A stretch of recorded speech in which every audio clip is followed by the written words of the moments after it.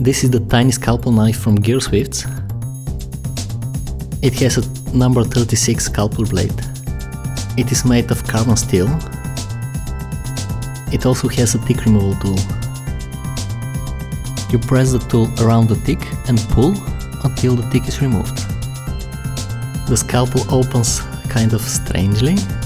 You push the button to unlock, turn it around and click it to lock.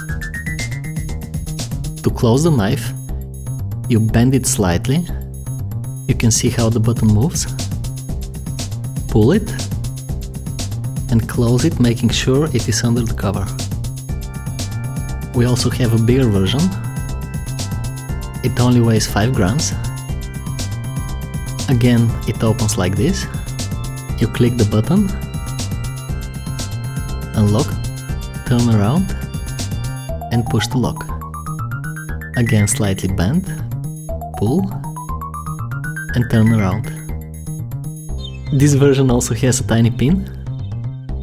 The third version only weighs 6.4 grams. It has a pen. The pen extracts by turning the wheel. All the blades are replaceable, but you can also sharpen them.